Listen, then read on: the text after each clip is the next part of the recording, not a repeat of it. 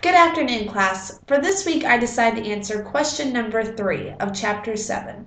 The question is, the heart of the Cold War system was the military competition between the United States and the Soviet Union. Discuss the dimensions of this competition.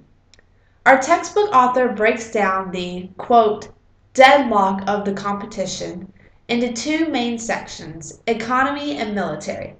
To better understand the military competition, we must first look at the economy competition because the military competition is because of the economic factors that shape this military deadlock. First, after World War II, many countries began rebuilding and trying to expand their economies after the devastation. The Soviet Union was one of them. The Soviet Union began to aid post-war reconstruction in Europe, creating military alliances under the Warsaw Pact of 1955, and even supplied aid to the Chinese Communist Party. Because of all these expansions and reconstruction agendas, the Soviet Union faced what our textbook author calls an era of stagnation, meaning the economy just did not grow. During the 1960s, the Soviet Union began to concentrate on military development because the United States and United Kingdom transitioned from previous allies to enemies. This concentration on military development was at the expense of technology. The Soviet Union became behind in science and technology, which proves to be a major factor for economic growth. The Soviet Union was also forbidden from collaborating with the West in terms of technology, also detrimental to the economy. The military development can only go so far as an economic resource because the country still needs to be able to develop, manufacture, and engage in markets through trade to be able to economically survive. These economic issues led the Soviet Union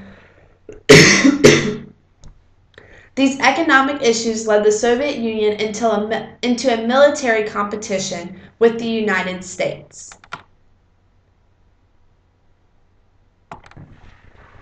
The author describes the military competition as an ultimate disadvantage for the Soviet Union. This military competition began with the Cuban crisis, or the threat of nuclear war. A fear of the unknown set in the United States and the Soviet Union. Therefore, expanding the military became a necessity to ensure readiness and safety if a nuclear war or even a conventional war broke out.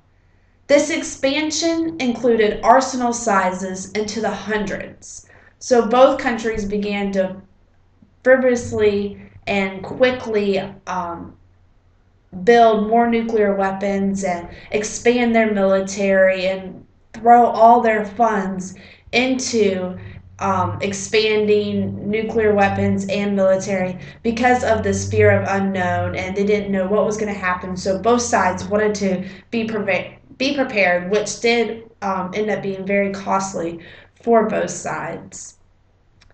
As each side began to prepare, it did become expensive.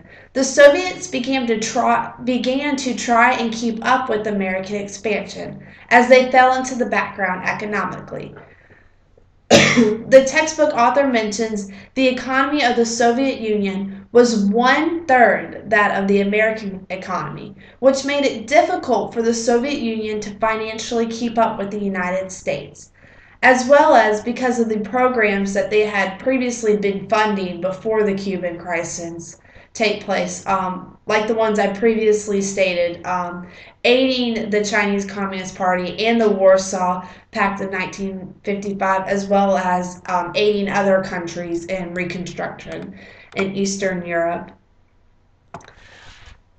Also, the bill continued to add up for the Soviets as they took part in foreign adventures in Cuba, Mozambique, as well as the war they were fighting in Afghanistan.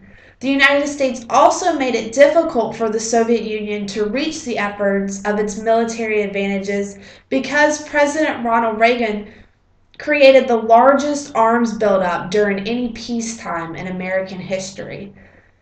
To sum this up, the reconstruction expenses after World War II, loss of technological and science advances, increase of spending military-wise, this era of stagnation during the Cold War in the Soviet Union, and largest arms buildup in the United States created this military competition between the United States and the Soviet Union.